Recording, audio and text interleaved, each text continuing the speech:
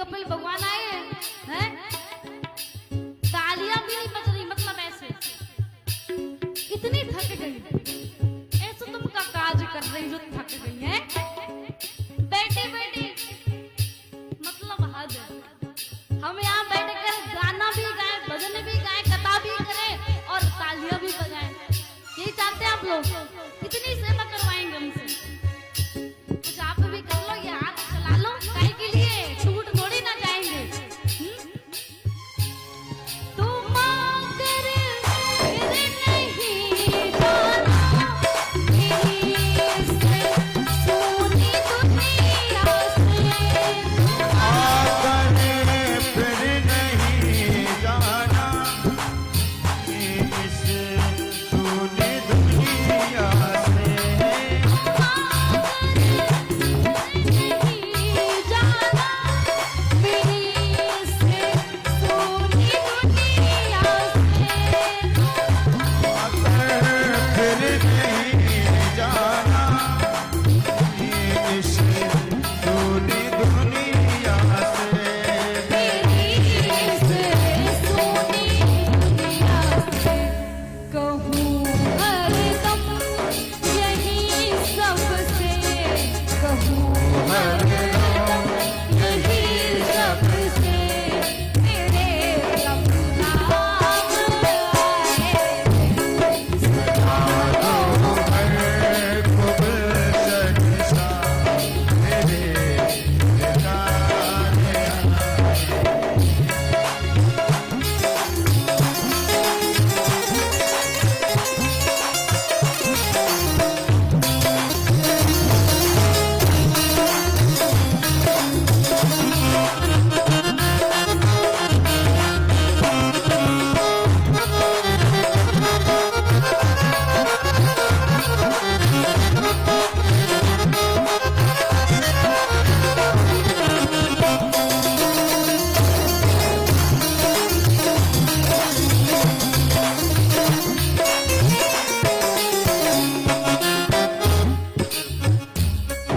उमड़िया ही मेरी आँखें देख कर अपने पापा को, तुम्हारे आई मेरी आँखें देख कर अपने बाबा को। उमड़िया ही मेरी आँखें देख कर अपने पापा को, तुम्हारे आई मेरी आँखें देख कर अपने बाबा को। देख कर अपने पापा को, कहूँ जाके सुनो अनहद, कहूँ जाके सुनो अनहद, मेरे सरकार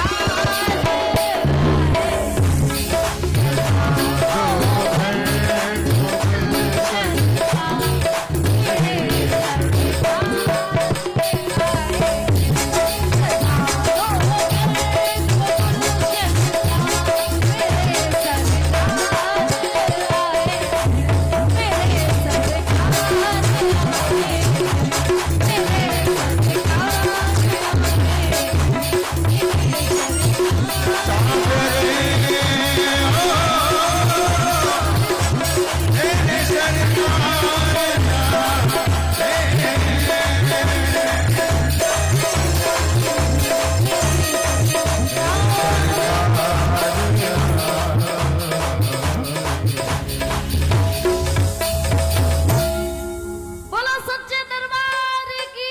जय। बहुत सुंदर है। सबको ये नसीब नहीं होता कि यहाँ नाच ले। हाँ, हमें ये बात समझ में नहीं आ रही कि इस गांव की जो माताएं बहनें हमसे इतना शर्मा काहे रही। हम पहली बार मिले हैं, एक बार तुमने देख लिया कि आप सभी नाचते हैं, तो अब काहे की शर्म। भैया जितनी इस गांव की औरतें नाचने में तत्पर तैयार रहती है उतनी कहीं नहीं मिलेंगी आपको।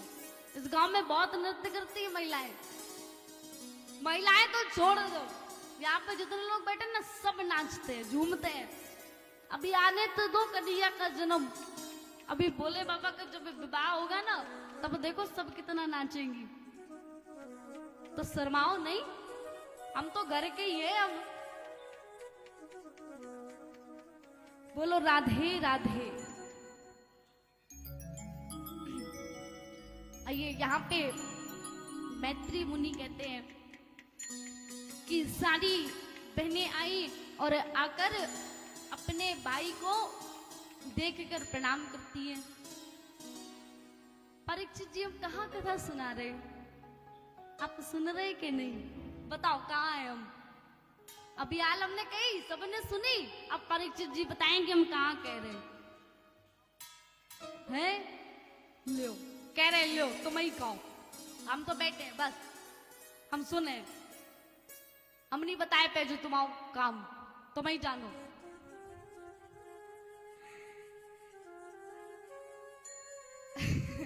न बताने दो, कोई बात नहीं। और हम इसलिए पूछते कि आप सुनो, जानते। हाँ सुन तो रहे लेकिन हम बताए नहीं पे, पूछो नहीं, हम सुन रहे हम नहीं मतलब बस हम सुनते हैं, चाहत नहीं है। कहो तुम सुने, हम तुम्हें कहबो आत और हमें सुनबो आत। हम सुन ले, तुम चाहो जो क्या हम वो सुन ले, लेकिन हम कह नहीं, जा हमारी शर्त है, कमाए ले तुम्हारी हो हिम्मत तो। बोलो राधे राधे।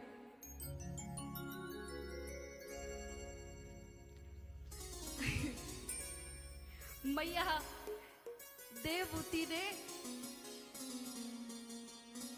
अपने पुत्र के लिए सुंदर वस्त्र मंगवाए और माता देवहूति ने क्या किया, बोले कि एक चौकी लगाई, उसमें अपने पुत्र को विराजमान कर दिया। क्यों? क्योंकि माता जानती है कि ये परम ब्रह्म है, ये परमात्मा है, ये आ गए मेरे घर में, मेरा घर पवित्र हो गया और इनसे व्यर्थ के कार्य नहीं करवाने। सीधा क्या करती है, बोले एक चौकी बनाई और कपिल भगवान को विराजमान कर दिया। यहाँ पे कदम ऋषि ने देखा तो जाकर प्रणाम करते हैं और सीधा वन की ओर जाते हैं। क्यों? क्योंकि उन्होंने ये शर्त रखी थी कि एक पुत्र होने के बाद मैं अपना घर त्याग दूंगा। लेकिन हम लोग क्या करते हैं, हम लोग सारी बातें भूल जाते हैं, उससे कहकर आते हैं कि मुझे एक बार इस संसार जन्म ले लेने दो, उसके बाद में फिर मैं यहाँ आकर आपका गान करूंगा, ध्यान करूंगा।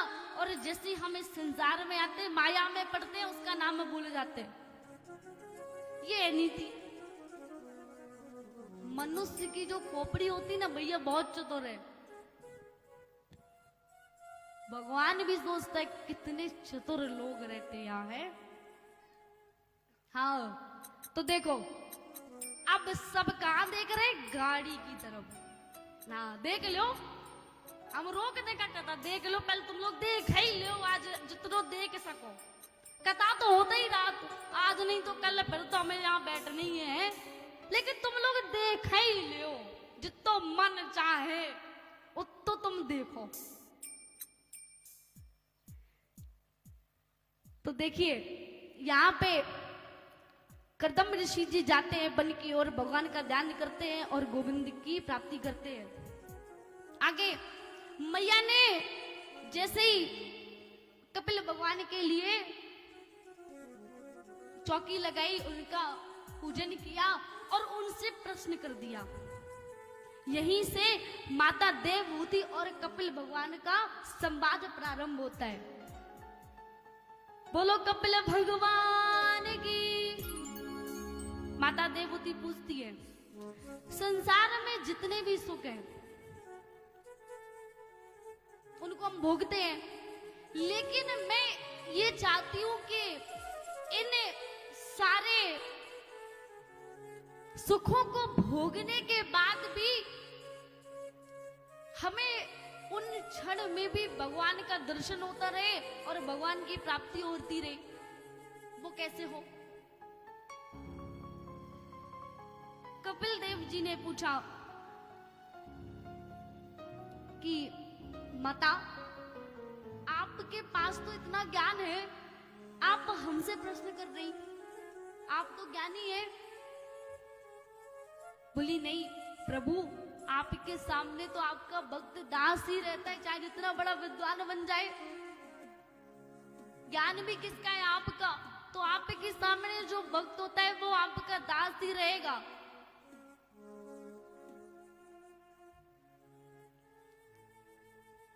क्या किया? यहां पर हमारे कपिल भगवान ने 8 अध्यायों में बड़ा सुंदर सांख्य योग का उपदेश दिया। किसका? सांख्य योग का।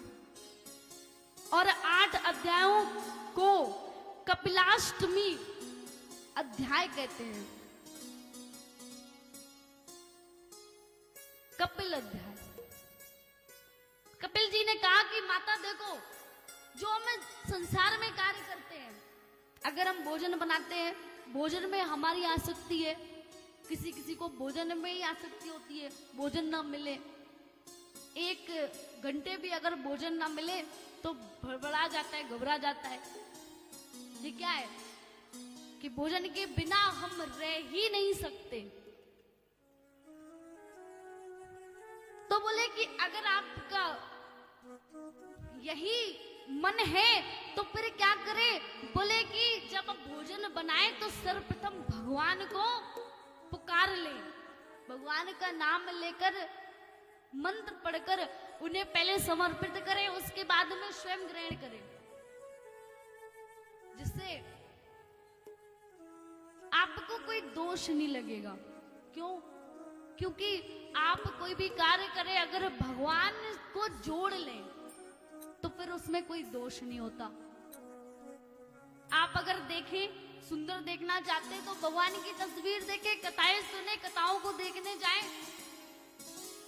कन्हैया को देखें, वृंदावन जाएं, तीर्थ स्थल में जाएं, वहां देखे जाके कितने सुंदर सुंदर दृश्य देखने को मिलेंगे। आप सुनना चाहते हैं, आप हरि भजन सुने, हरि का गान करें।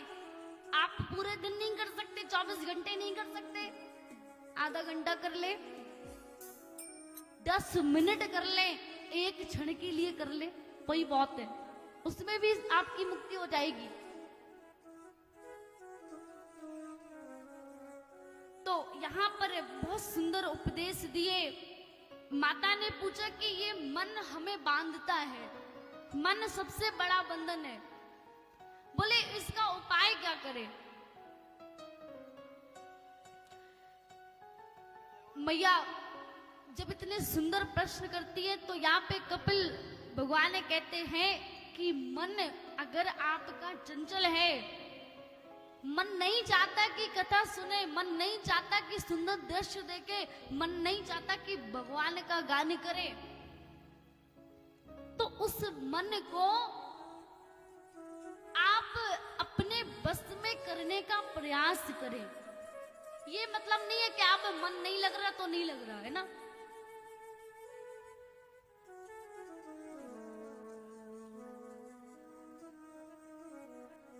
देखिए भैया लोग जो कार्य कर रहे हैं वो तो करते ही रहेंगे, उनका तो ये काम ही है कि वो अपना कार्य करें, लेकिन आप लोगों का काम क्या है कि आप कथा श्रवण करें। देखो तो हमसे कितना कबुआ रही हैं, जे किला ने यहाँ बिठा रो कि हम बार बार आप लोगों से कहें, अच्छू नहीं लगत गांव वाले का कह कि देखो जब मोड़ी बार बार कह रही, अब काम दे के ना आंखें पोर ले ना भैया, आंखें ना पोरो, दे के लियो, तुम दे के ही लियो पहले, बोलो राधे राधे। तो देखिए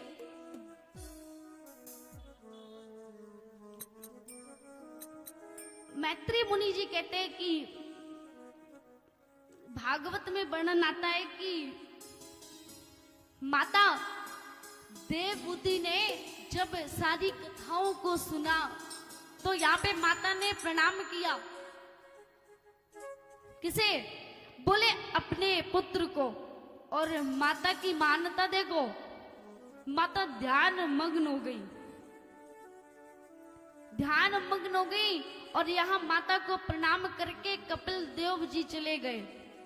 माता देवहूति का देह तो प्रेम में पुलकित होकर पिघल कर वहां जल रूप में परिणत हो गया। कपिल भगवान कहाँ गए? बोले कपिल भगवान सागर में विराजमान हो गए। सागर ने उनका स्वागत किया, जाके बैठ गए। गंगा सागर में जाकर जैसे विराजमान हुए, देखिए जो भक्त होते हैं ना, वो मकर संक्रांति के अवसर पर गंगा सागर में जाके स्नान इत्यादि करते हैं, जिससे बड़ा पुण्य मिलता है। तो यहाँ पे आइए हम सभी सुंदर कपिल भगवान का दर्शन करते हैं। मैत्री मुनि कहते हैं इसके बाद में भगवान की कथा में और भागवत की कथा में वर्णन आता है कि माता देवहूति का वंश इतना ही रहा। मनु महाराज की पुत्री आकृति और प्रसूति, जिनमें से प्रसूति का विवाह राजा प्रजापति दक्ष के संग हुआ, जिनकी पुत्री सती हुई। बोलो सती मैया की। सती मैया सभी जानते हैं, भोले बाबा की भार्या पत्नी कौन? माता सती। एक बार वर्णन आता है कि एक बार भोले बाबा दक्ष प्रजापति की सभा में गए और जाके विराजमान हो गए। भाई जब देखा कि राजा के आने की थोड़ी देरी है, थोड़ी देर से आएंगे, तो सभा में सभी बैठे थे। भोले बाबा ने सोचा कि कुछ क्षण के लिए हरि नाम ले लेते हैं। हरि नाम का स्मरण किया और ऐसा स्मरण किया कि समाधि लग गई, भूल गए सब कुछ। समाधि का अर्थ समझो। समाधि क्या होती है? आंखें बंद करने से समाधि नहीं होती कि नेत्र बंद कर लिए बैठ गए, बोले समाधि में लीन। नहीं, समाधि का अर्थ